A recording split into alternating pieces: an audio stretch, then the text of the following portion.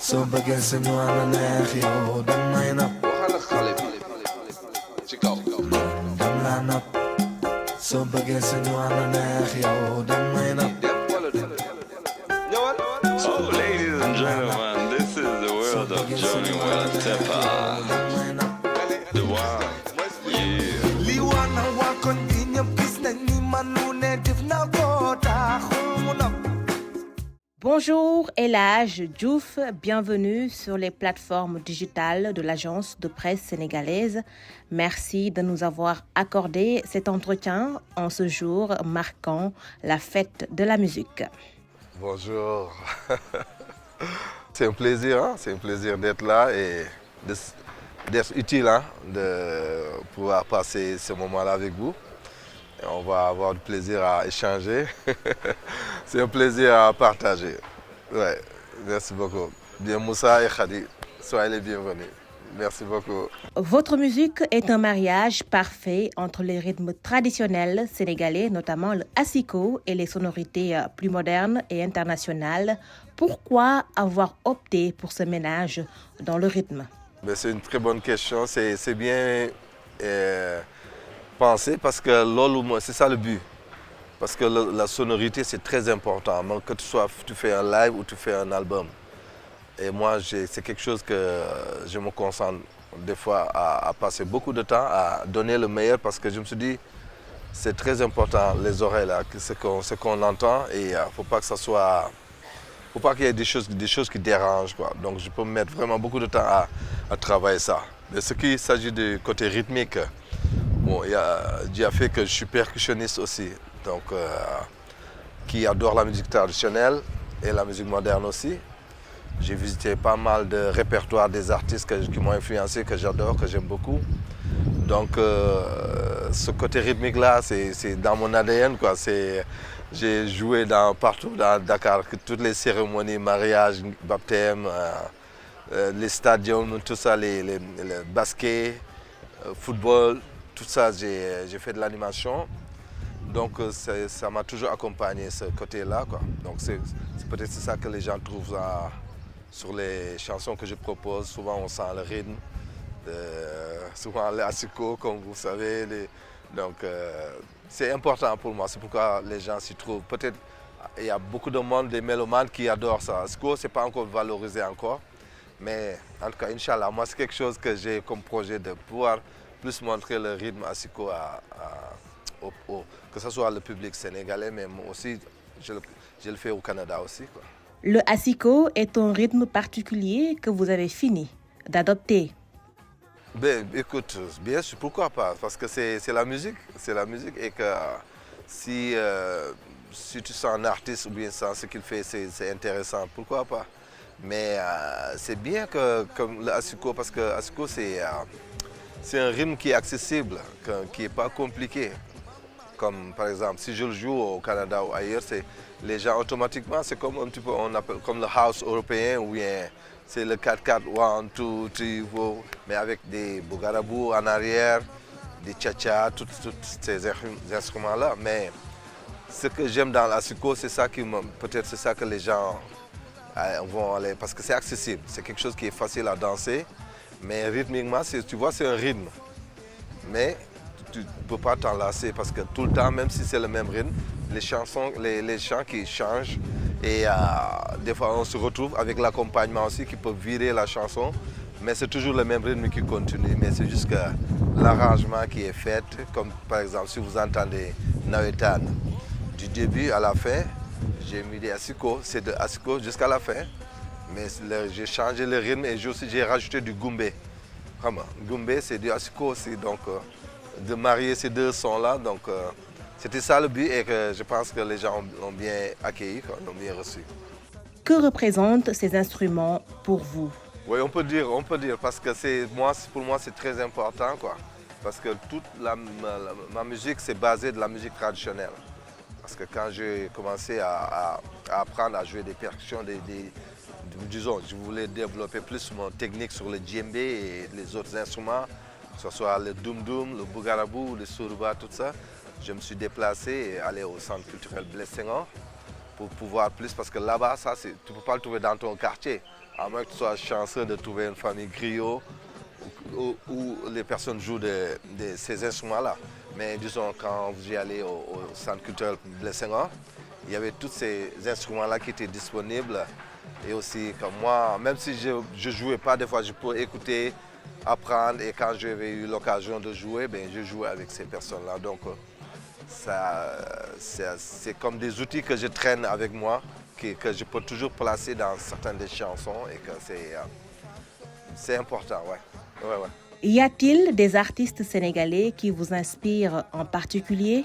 Dans la musique, ben, il y a Youssou N'Dour, bien sûr. Youssou N'Dour, j'ai écouté plein de monde qui m'ont inspiré parce que j'adore ça écouter et varier aussi des artistes, même Baba Mal, tous les grands là, que vous entendez ici, Souleymane Faye, tout ça, je les ai écoutés. J'ai aimé ce qu'ils faisaient. Même j'écoutais même le théâtre Sorano, toutes les mamans Kinelam, tout ça là. Quand ils chantent, j'adore ça, les mères Kharmbe Wadiaga, tout ça, c'est des personnes que j'ai adoré leur voix, parce qu'ils ont toujours quelque chose à proposer. Mais en tant qu'artiste, c'est ça, je me laisse influencer sur tout artiste que je vois que je t'écoute là, tu peux laisser comme une porte ouverte à écouter ta musique, quoi. Et c'est le plaisir en plus. Vous avez longtemps évolué au Canada. En quoi cette expérience a-t-elle enrichi votre approche artistique et votre manière de raconter le Sénégal au monde? Oui, même si on ne le voit pas, bien sûr, parce que vous avez une autre vision du Sénégal et vous le voyez de loin, comme si j'étais, je ne peux pas dire au sommet, mais je veux dire ailleurs, comme je voyais le Sénégal comme en plein écran. Donc il y a plein de choses que c'est parce que des fois tu reviens ici, il y a des choses que quand tu es sur le terrain, vous ne le voyez pas, quoi, parce qu'avec toutes les actions, le rythme que le Dakar va ou bien au Sénégal. Mais le fait de vivre au Canada, même je m'intéresse beaucoup à ce qui se passe ici. Et que moi, je dis ma base, c'est ici au Sénégal. Donc je suis très intéressé à ce qui se passe ici. J'écoute les nouvelles, que ce soit artistiquement, ou bien même les autres artistes qui sont en dehors comme ça en Europe ou ailleurs. Donc je les suis. Donc ça me permet de plus prendre le temps de connaître ça m'a permis de connaître plus le pays, plus le Sénégal, parce que je l'ai vu de l'autre côté et en étant comme j'ai vécu ici et je l'ai vu aussi de l'autre côté. Donc j'ai plus eu la chance de savoir c'est quoi, d'où je viens. Il se dit que les gens se retrouvent facilement dans votre musique. Selon vous, quelles en sont les raisons?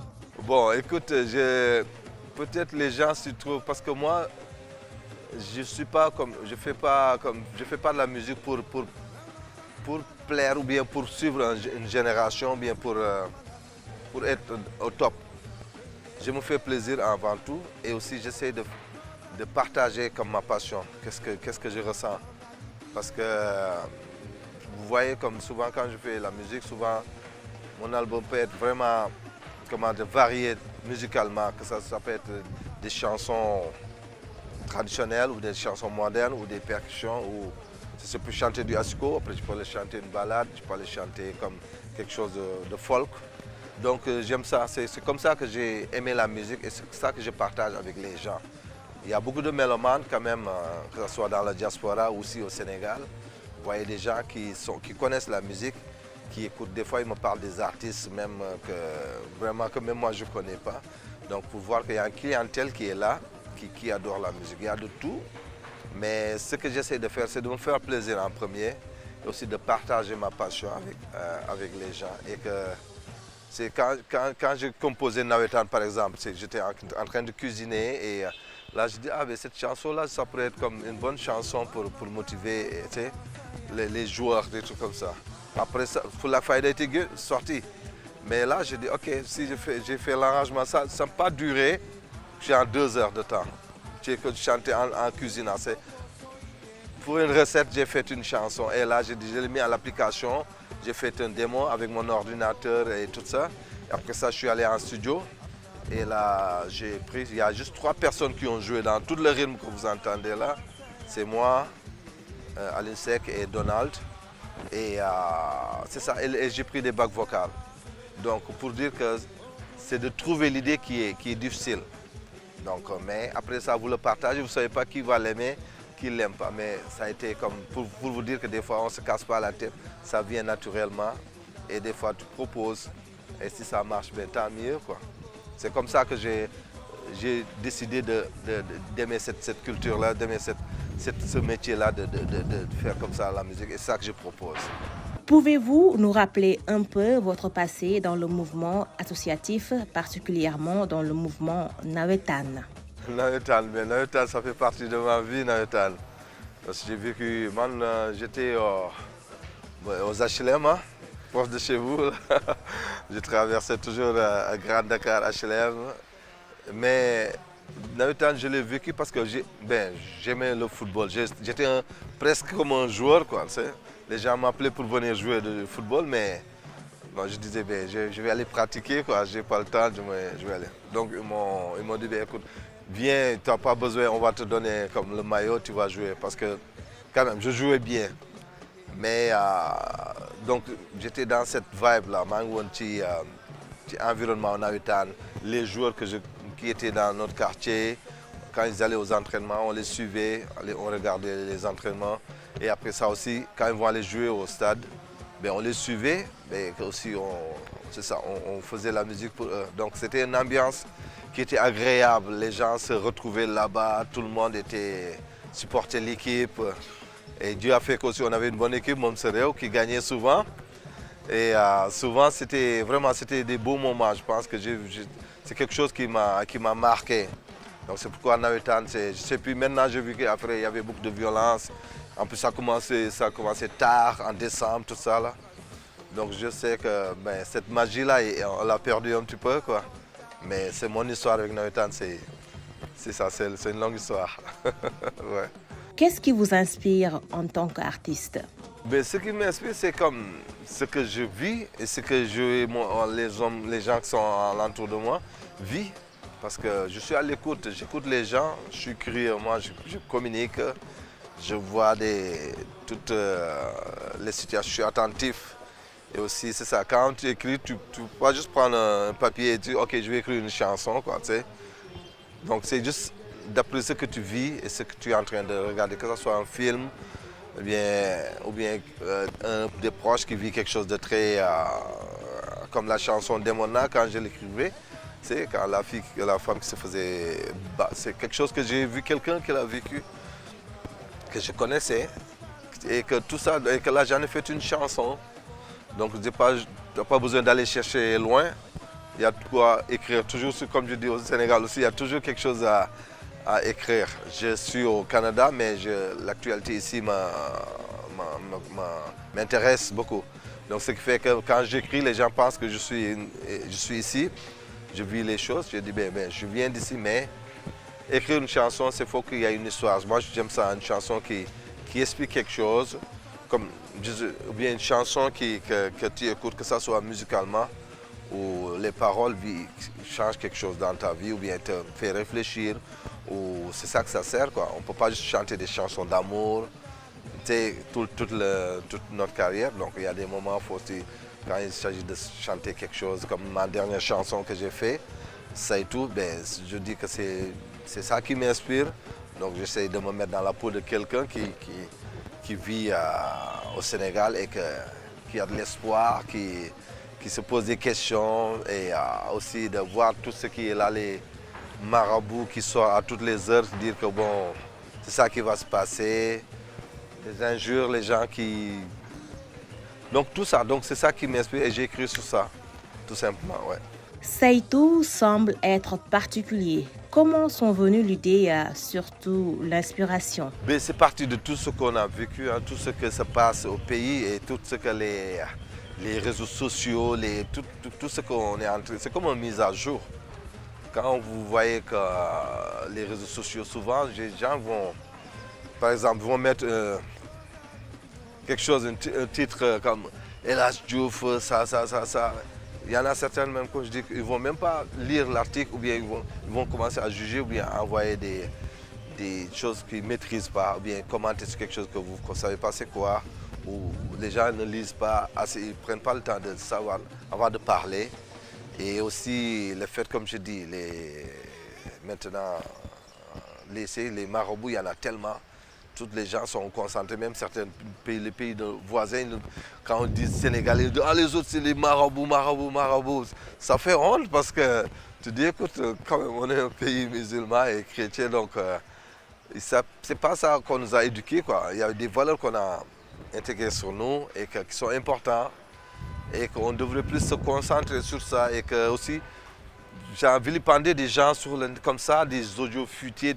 Quand tu entends tout ça, là, des fois ça fait peur c'est pourquoi dans la chanson je dis sama doom yàlla na la yàlla musal ci ñaawteef yi nga nar a jànkoonteel parce que on s'en va vers pire et que c'est inquiétant de sonner l'alarme et de dire écoute c'est quoi demain ça va être fait en quoi, c'est comme donc ça fait réfléchir. Donc c'est pourquoi j'ai réfléchi à ça, j'ai parlé de tous ces petits sujets-là petits points-là que j'ai pu mettre sur la chanson. Donc c'est ça qui m'a inspiré. Beaucoup d'artistes sénégalais n'arrivent pas à s'exporter ou à faire carrière. À votre avis, quels sont les obstacles au développement d'une vraie industrie musicale au Sénégal? Bon, c'est une bonne question, mais je pense que faudrait que le gouvernement aide aussi les artistes ici au Sénégal. Beaucoup parce que quand on dit artiste, faire la musique, il faut avoir les moyens. Ça, on ne se le cache pas, c'est très difficile. C'est qu'un artiste, souvent, tu vois les gens plein de talent ici, mais ils n'arrivent pas à s'en sortir. Parce que souvent, même quand ils vont essayer de retrouver quelques sous, quelques billets, c'est quelqu'un qui les donne, quelqu'un qui finance, mais ils vont plus chanter cette personne-là que de même être libre de chanter d'écrire quelque chose. Et aussi, les artistes ne sont pas subventionnés. Les CD qu'on vend, je le dis toujours qu'on voit comme ça devait être interdit comme les gens qui vendent, je sais pas, les choses qui sont illégales. Donc tout ça, parce qu'artiste, c'est ça qu'il a aussi, c'est un moyen d'avoir des revenus. Quand il fait un spectacle, les gens viennent acheter des tickets pour le soutenir. C'est juste comme ça qu'on peut soutenir un artiste. Maintenant, l'artiste, parce qu'une carrière c'est long, hein, c'est un long chemin. Donc il faudrait être entouré des bons gens, des professionnels, que ce soit sur la musique ou la direction artistique, pour t'aider à pouvoir atteindre comme le niveau là où tu veux aller. Parce que, comme je dis, carrière, c'est à un moment donné, tu peux être dans ce niveau-là. Après, tu vises à aller loin, mais ce n'est pas juste ton talent qui va te ramener là. Ça prend un accompagnement, quoi. Et que tranquillement, tu vas gratuit. Il ne faut pas sauter les étapes. Et que je pense qu'il y a les gens qui se connaissent ici, mais tellement, les gens, c'est rendu, tout le monde se fuit. Parce qu'il y a tellement de choses qui se passent aussi. Donc c'est rendu que c'est dommage, mais je pense qu'avec ces manques de moyens-là qui fait que les carrières, souvent, tu vas voir qu'il y a certaines personnes qui ont on dit que ah ben, ça c'est la relève, tout ça, mais après on n'entend plus parler. Ou bien il faut juste une chanson, les gens disent ok, ben, c'est lui le top, et lui il dit moi je suis le top. Et après ça, il ne travaille plus. Et là, d'autres personnes vont revenir. Tu sais. Donc, à partir de là, après, on n'entend plus parler de cet artiste-là. Tu sais. Après là, c'est difficile d'être célèbre et de te laisser toute seule à toi-même. Il y en a même qui peuvent finir parce qu'on les imagine, quand tout le monde dit que c'est toi, là tout d'un coup, c'est plus toi, c'est quelqu'un d'autre. Il faut avoir vraiment cette mentalité, il faut se préparer à toute sa carrière. Ça prend une équipe pour t'aider à traverser tous ces moments-là pour que tu puisses atteindre les niveaux de... Même si tu n'avais pas de disque d'or, tout ça, que tu as une belle carrière, que tu avances, tu sens qu'il y a des gens qui te suivent et que ta musique avance et qu'un jour, chacun a sa chance aussi, quoi. Avez-vous d'autres projets musicaux, des projets d'albums? Projet d'album, j'ai beaucoup de chansons. Hein. Comme vous savez, comme je dis, même dans l'industrie, tout a changé aussi. Hein. Les albums, vous envoyez de moins en moins parce que tout est sur les plateformes et que c'est dommage, c'est l'industrie qui est rendue là. Donc il faut juste trouver comment être dans l'industrie et continuer à fonctionner et aussi proposer, peut-être il y en a même qui sont retournés vers les vinyles, tout ça. Donc, mais sinon, alhamdoulilah, les chansons sont là. C'est comme tout le temps, on travaille des chansons.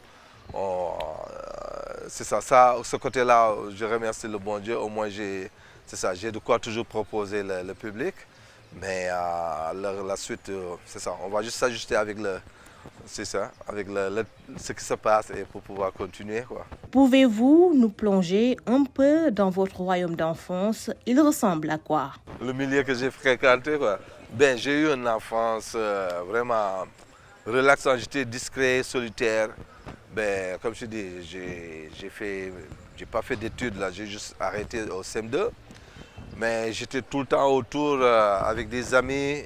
Mais c'est la musique qui a occupé toute la place que j'avais, quoi. Même en étant vraiment jeune, j'étais tout le temps en train de voir, comme je dis, la télévision. Je sais, avant, la télévision, ça commençait à 18h, ça finissait à minuit. Je connaissais tous les programmes. On montrait les programmes, tout ça. Et le samedi, souvent, on avait de midi jusqu'à minuit. Donc, j'ai fait beaucoup mon éducation entre ma famille, la télévision, et pour connaître ce qui se passe à l'extérieur. On dirait comme si j'avais quelque chose qui me disait prépare-toi, un jour tu ne vas pas vivre ici, tu vas vivre à l'extérieur du pays. Mais que j'ai eu une enfance vraiment comme tranquille. Je n'ai pas fait beaucoup de folie ni de... Parce qu'à 17 ans que j'ai commencé à voyager. Donc, comme je dis, même mes parents ne savaient pas que je faisais la musique. Je me cachais pour faire des percussions parce que c'était mal vu. Je ne suis pas griot d'aller essayer de jouer des savars. Quand les gens m'engageaient pour que je joue dans notre quartier, je dis non, je ne peux pas jouer ici, quoi. Je me cache. Donc, je ne pouvais pas jouer. Mais le fait de choisir ce métier-là et que j'étais dévoué à vraiment réussir là-dessus. Donc, c'est ça qui a pris toute mon enfance. Mais je n'étais pas terrible, quoi. Je n'ai pas fait des bagarres ou aller comme faire des trucs terribles. Non, je ne l'ai pas beaucoup. À 17 ans, j'ai quitté pour aller en Suisse avant d'aller au Canada. Ça, avec Dougou Fana. Et on était un groupe de jeunes aussi, des jeunes aussi à 17 ans. À ce moment-là, il fallait que je dise à mes parents, ben, je fais la musique. Parce que je n'avais pas le droit d'avoir un passeport, j'étais mineur, quoi, tu sais. Donc j'ai allé voir mes frères, tout ça, mais toutes les personnes qui pouvaient convaincre mes parents de signer pour que je puisse avoir mon passeport pour voyager, en sachant que ben, j'ai choisi ce métier-là, ce n'est pas pour virer de l'autre côté, parce que dans ce milieu-là, en étant parent, tout le monde, c'est inquiétant. Donc, mais c'est ça. Mais sinon, par la suite, alhamdoulilah, je remercie le bon Dieu. Jusqu'à présent, c'est ça. Ça va, quoi. Ouais. Merci, El Hadj Diouf, d'avoir bien voulu répondre à nos questions. Bonne fête de la musique. J'ai adoré vos questions. C'était des questions pas mal intéressantes. Donc, ça m'a fait plaisir de vivre ça avec vous, ces moments-là. Et dire les gens d'aimer et d'appuyer et de s'abonner. Merci beaucoup.